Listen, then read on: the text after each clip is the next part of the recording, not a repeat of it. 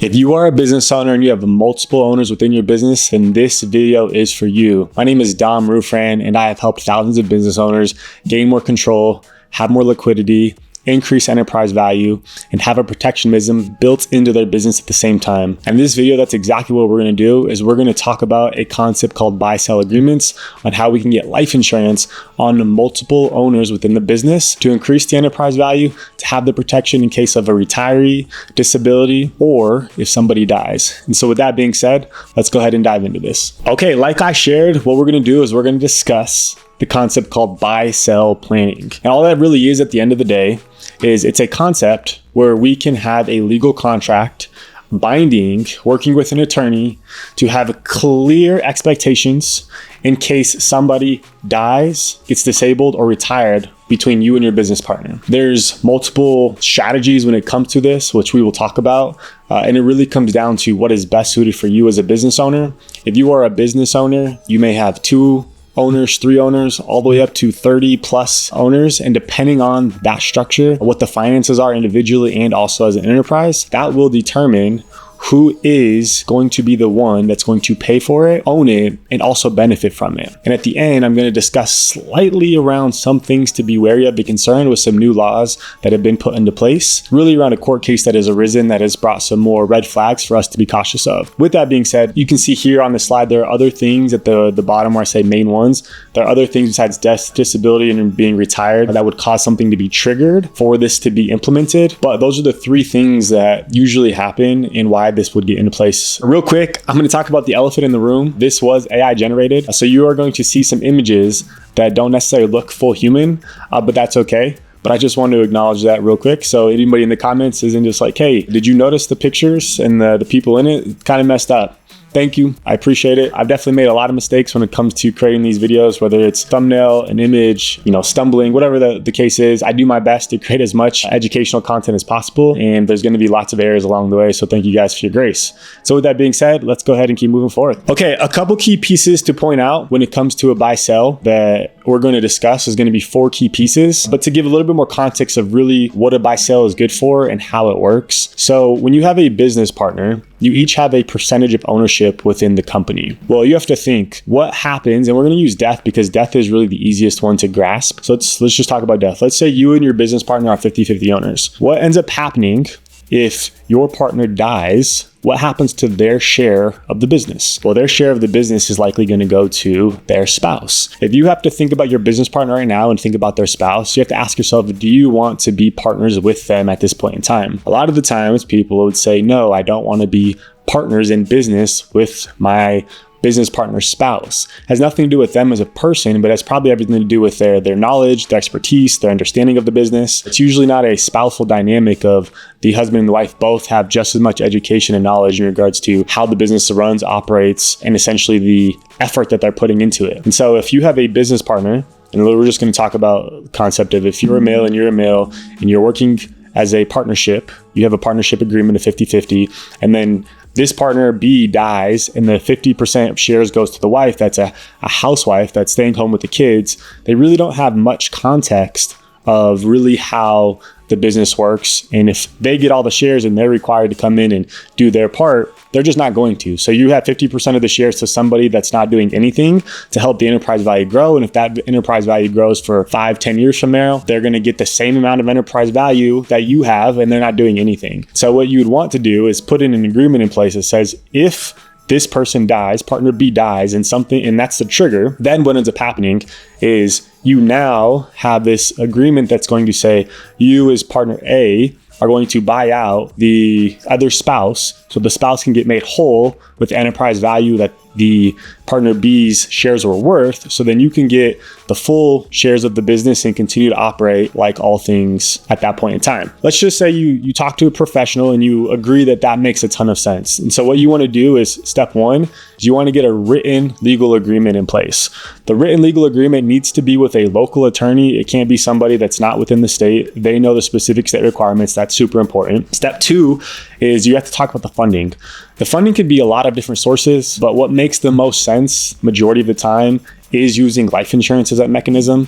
One, because you pay a very cheap cost, whether it's whole life or term, permanent. You essentially pay a cheaper amount in the interim for a larger payout later on, right? And so using life insurance is a great way to control more capital, keep your business flowing, and still have that protection put in place. So the next thing you want to do is really have clarity and like specifically define that in the legal contract, in the funding, that essentially says who's going to own the policy, who's going to pay the policy, what type of agreement is this going to be, and for what trigger specifically, right? So all of that needs to get wrapped up together into a pretty bow, which is why it's super important that you work with professionals, multiple of them, a tax attorney, a regular attorney to do the agreement, an insurance professional. All these pieces need to be worked on together to be able to have the best case for success. If you only have one, then what is happening a lot of the times is you may put the agreement in place, but there's no funding, or you may have funding, but there's no agreement put in place. So it's important that this is looked at on a constant basis and you're working with professionals along the way. The other thing, the number 4 here, is the valuation. There's been times where people will work with their individual partner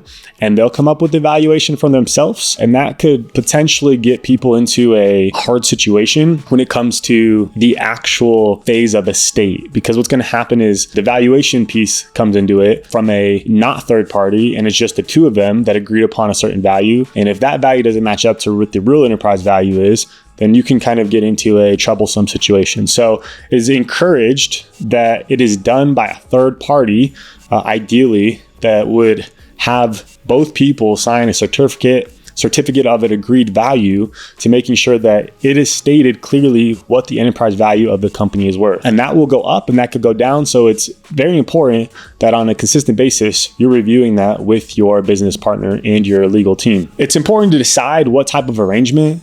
There's really 2 types of arrangements, and one that we're going to spend more of the time on, and then the second one we'll talk about a little bit, but it's not as good of an idea to do right now as I'm going to share with you why, due to some court cases that have arisen. So the first one is a cross-purchase agreement. And essentially what this is saying, in layman's terms, is you have a partner A and partner B. Partner A is going to purchase the life insurance policy. They're going to own the life insurance policy, okay? And they're going to also receive the benefit if partner B happens to pass away, okay? So it's a cross purchase. You're purchasing it on the other person out of your own dollars. By doing so, this then will trigger in the agreement that you created that if upon a death, disability, or retiree, that the life insurance policy will get put into play to be able to execute on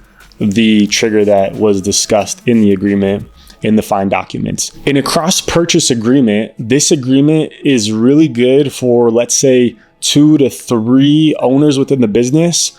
When you start to get more than that, it starts to become cumbersome and you have to get multiple policies. And I'll explain the math behind it and why that is the case. If you're getting a policy and every single person that's an owner, there's going to be lots of policies that are involved and it makes things really complex. So this is really good for 2, 3, I would say max, maybe 5. But there's still going to be a lot of owners and policies involved with that. So really 2 to 3 probably makes the most sense. If we're not talking about a death and we're talking about a disabled retiree and there's a trigger that's involved, somebody gets disabled or somebody wants to retire, the trigger will be those things. And you can use the policy's cash value to help the funding of the deal going forth, right? That's important. Again, I think with the death piece of it, it makes things simple, a lot easier to understand. If partner B, who's the one that's get the insurance on them, dies, then 50% of the shares, if it's a 50-50, goes back to the person A who's paying for it and also who's owning it to essentially buy the spouse or whoever is next in line to receive that. And they are obligated to do so. That's the cross-purchase agreement. The reason why I said that it's important to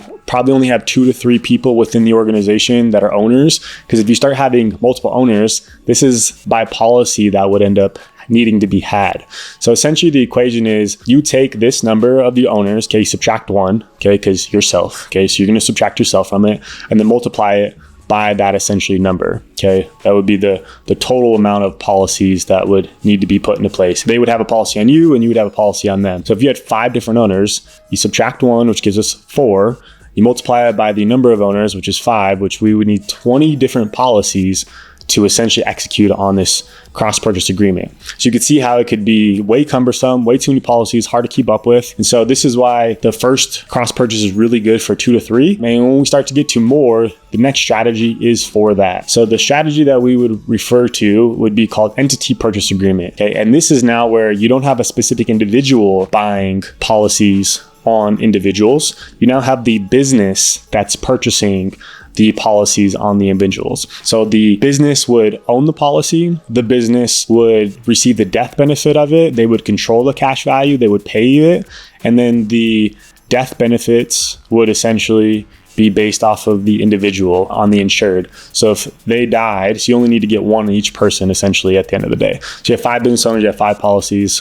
When one person dies, that essentially replenishes the business, makes them whole. They can control the cash value and use it along the way, which is great. It essentially makes things easy. It's simplified administration because there's less policies, less to think about. The funding, it makes it so much easier when it comes to like the flexibility. You just have the business, so you can see what the financials are. And then also it increases the enterprise value of the business too, because when the death benefit gets paid out, it increases the enterprise value, and you also have the money come back to the pot of money to then be able to use, control, kind of decipher how things are paid out accordingly. So this also makes things a little bit more complicated as well from a tax purpose based off of a current court case that had just happened. This is where I have this slide here. There's literally a court case called the Connollys that just came to surface. It took them 10 years to settle on this. And essentially what happened, and can do a more in-depth video, is that the Supreme Court, so up to the highest court, decided that the death benefit that got paid out for the business increased the enterprise value. But usually what ends up happening is when you pay out the enterprise value death benefit, that death benefit that comes to the business usually is getting paid out to somebody else, right? It's getting paid out to a spouse. It's getting paid out and it's like leaving. So it should be considered as a liability after that. But the Supreme Court, they understood that it increased enterprise value with the death benefit, but they didn't see that the liability of paying somebody else out was in play. They couldn't quite grasp it. So what it ended up doing was increase the enterprise value, which increases your estate tax and essentially causes problems, right? Because over a certain limit, your estate value, you now have to pay the tax on that. So this is why at this point in time, I think it's important that people be very cautious of implementing this entity purchase, stock purchase agreement at this point in time, or you really have to talk to somebody that really understands what they're doing. Talk to a financial professional, many professionals on, does this make sense for us, right? Because based off your estate value, it still may. Or if you already have one and you want to unravel it, you really have to figure out, will you pay taxes when you're changing the arrangement, because there could be a value increase that could cause some taxation as well. So can go in a whole nother video and talk about the entire court case and how that happened, but I wanted to not do that in this video because it would just make the video that much longer. The last thing is there's kind of like the hybrid within it. So it's kind of like take the first one that we talked about, the cross purchase, and then take the enterprise one, and you can essentially wait and see. So you can start with the cross purchase, and then once the trigger happens, you can then make the decision as an individual. Do you want to execute on it? And if you choose no, then the business is obligated to do so. So that's the easiest way to put that. And then just kind of wrap this up. And then what we're going to do is we're actually going to look at some real numbers and examples in the next slide and pull up actual policies to kind of get an idea of what this could look like. Again, it's important. Get legal counsel. Talk to somebody, a financial planner, financial advisor, put the agreement in place, and call it a day. With that being said, let's go ahead and look at an example on what we'd want of a buy-sell agreement. And this will be a cross-purchase agreement because it's the more likely one to do. The majority of them happen that way. And it makes the most sense right now, especially with all of the things that we just talked about of like being wary of the enterprise purchasing, the agreement, etc., the policies. Okay, so we have Joe and Steve. They worked with an attorney. They worked with a financial professional. They agreed that it makes sense. They both have 50-50 ownership to put something in place in case something happens to them. So they agreed. They said, hey, if Steve dies, and there's the trigger of Steve dying, he'll purchase his shares using the life insurance proceeds and then buy their spouse out. The business value was worth $1.2 million. Owners pay, because it's an individually paid and owned, the individual will own it, the individual will pay for it, And then the individual also benefit from it, or receive the benefit, but the insurer, the person has to go through like the blood, the health, the rating exams, all that stuff will be the business partner. So what we did is we did a $1.2 million for an example. We're going to look at a term, a whole life with all base and a whole life and asset. Just know if you were to actually do this, there's a good likelihood that you wouldn't use $1.2 million. You would only use $600,000. Like you'd cut it in half because you're only needing to have a trigger in place for your partner's shares of it. So if it was worth $1.2 million, well, you only need to cover $600,000. But we're going to do $1.2 million just because we talked about the business value is 1.2. It just gives us a little bit larger numbers to work with and to discuss. What we're going to do is we're going to talk about one, a 30-year term. They're going to pay $2,605 a year for it. Okay. And we're going to talk about the pros and the cons of each. Then what we're going to do is we're going to talk about whole life, all base. It's going to be $20,000 a year. And then what we're going to do is we're going to talk about a whole life and asset type of style, kind of what this channel is built bread and butter around, $50,000 a year. For the rest of this video, what we're going to continue to do is we're going to look at the 3 examples that I just talked about, and we're going to discuss using 3 different policies, a term, an all base, and an and asset style policy. So we're going to discuss what a all term would look like. And again, the term could be for 10, 20, or 30 years. We're going to be looking at a 45-year-old male with another 45-year-old male. When you start having other ages, things like that, things could get a little bit more complex of like how much is being paid out, so on and so forth. But what we're just going to do is assume that premiums are all the same for both sides, dollar amounts are the same size, and death benefits are the same size. Again, based off of the example, in theory, we do $600,000 each, but we're going to do $1.2 million for example purposes. Okay, so if we did have a $1.2 million term, roughly for a 45-year-old, you essentially pay $2,605 per year. What that essentially looks like is every single year, partner A is required to pay $2,605 to keep the policy in place. For this to work though, partner B has to be able to qualify from a health perspective to be able to get this. Okay. So again, from a wealth perspective, got to live an intentional life, got to have your finances in place, and you also have to have your health in place. That's why I really like the concept of life insurance, because it kind of challenges you in multiple facets. Okay. So they would pay the $2,605. They pay that every single year for 30 years. With this one, it's kind of how I have it in place. It's a 30-year. My suggestion was you probably want to plan for an increase in regards to business valuation due to the idea that your business may be worth more in the future, just due to the sheer fact that you are a younger individual, potential. This is some of the conversations that you have to have with your insurance professional, and then have to talk to the underwriters to be able to quote unquote convince them, hey, my business is worth X. This is the valuation we got. Here's the potential of the business. And so there's a lot of moving pieces that can get put into place on how much coverage you actually need, which is why it's important to talk to somebody who really knows how to ask the right questions. And so after 30 years though, the unfortunate part in this case is that if you guys are still business partners and both people are still alive, the money's just out the door, because this is a term policy, but this essentially gives you the ability to have a protection mechanism in case something does happen within that 30-year span, to be able to pay the enterprise value to the spouse to retain full authority and ownership of 100% of the business. Okay, so this is one example. And again, 10, 20, 30 years, that can be talked about depending on your business's needs. The second option is we call a all base policy. This is kind of like the typical traditional whole life. And again, I'm not saying one of these is better or not than the other. I'm just giving you all of the potential examples of what is available. And then you can essentially make a educated decision for you, your business, your partner on what makes sense for you guys. So this would be a all base policy. And the reason why I chose $20,000 a year is because it gets us close to about $1.2 million over the time frame. So you can see where here's the death benefit column, total death benefit. It starts off at around 1.1, but then it continues to increase over time, and you get about 1.2 within a 14-year span. Okay, so the other one, you have 1.2 from the very beginning, and the term one, this one gets us 1.2 roughly 14 years later. The difference is you're paying a lot more premium. The other one was about $2,500 per year. This one you're paying $20,000 per year. Okay, this is our total cumulative premium that we're seeing. And the reason why people like the permanent side is because you have this death benefit no matter what happens, as long as you continue to pay the premium indefinitely. After 30 years of your term, when that's then when that's done, it's done. You don't essentially get any of that back. This does two things. One, it guarantees that you have a permanent death benefit for when you pass. So it kind of solidifies the agreement that you have a funding piece no matter what.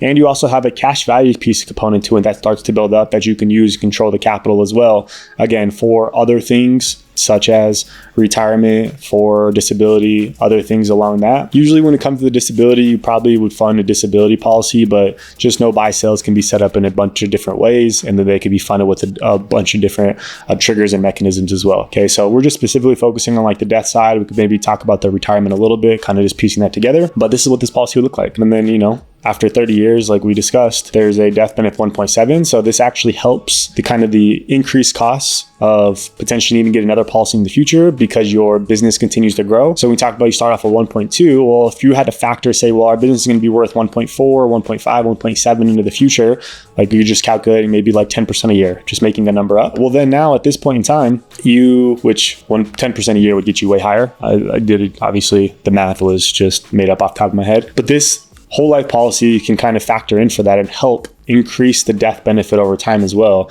So what it's going to be super important for you and your partner from an operational agreement perspective is that you're doing this every single year. Okay, this isn't just a set it and forget it. People get into a lot of trouble because they just set and forget. They forget that their business valuation decreases or increases over time. So every single year, you need to relook at the operational agreement and figure out the value and re-sign a value certificate in regards to what your business is actually worth. So you can update these numbers, update it with your attorney and insurance professional and making sure you're super aligned. All right, so this is what this would look like. And then, if you want to look at the cash value piece of it, after we said 30 years, you got around total cash value here is this column. 30 years, you got about $1 million. So you got $1 million of actual cash to control, to use for something, whether that's retirement, to help grow your enterprise value of your business, and more employees, marketing, etc.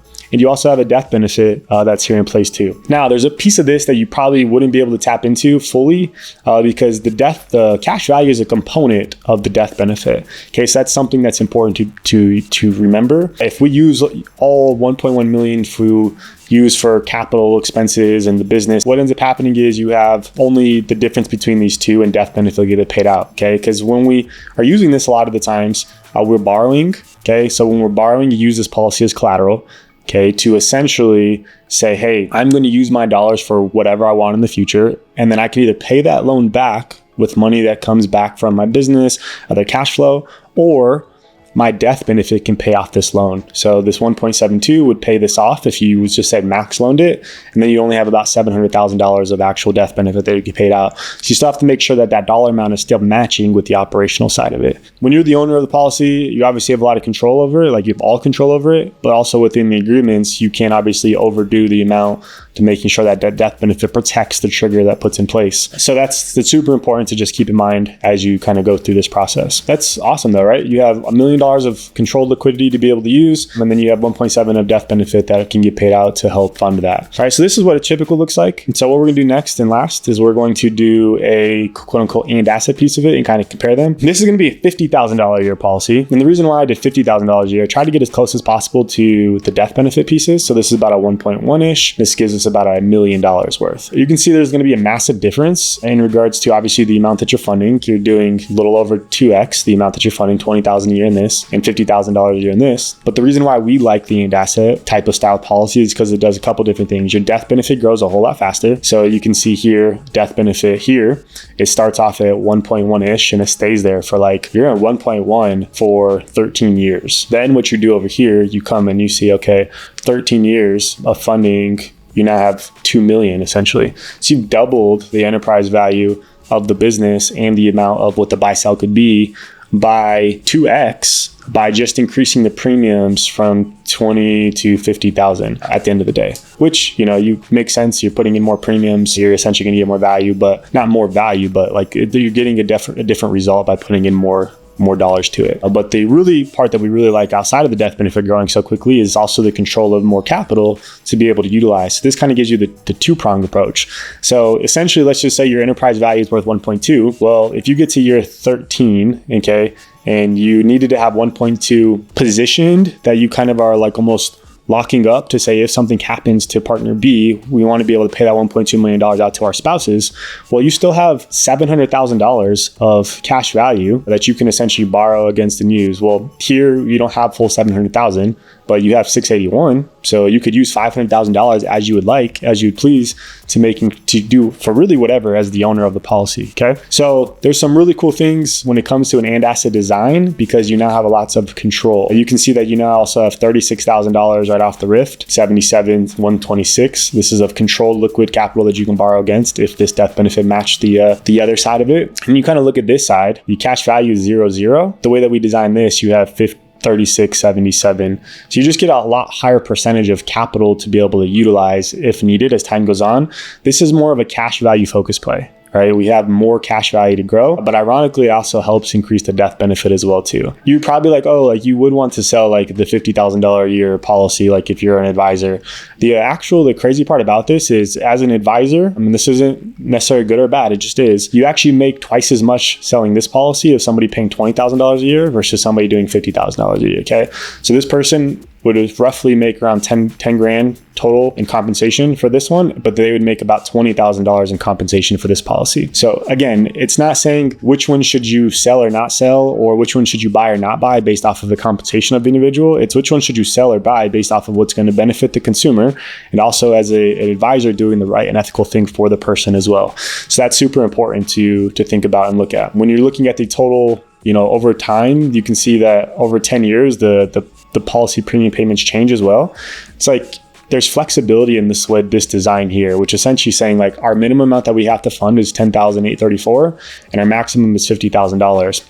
On this one, you're just forced to do $20,000 no matter what. You could do what's called a reduced paid up on either policy, essentially makes the death benefit or the premium that you put in 0. But if you do that, the death benefit will drop. Does it align with your buy-sell agreement that needs to be in place for a funding as well? So you kind of have to just like review this every single year. It's important on like, what should we do next? Do we have the capital? Should we make the full premium? Should we make half the premium? Do we have enough death benefit? Can we borrow against? Can we use it? So there's a lot of things that get put into place that need to get put into place for this actionable thing to actually work out for planning and appropriate. So you can see as a business owner, there's some legit planning that needs to be done to put the appropriate protections in place. You can't just go in business and just meander around and just focusing on sales, marketing, offers. Those are incredible. You obviously need that.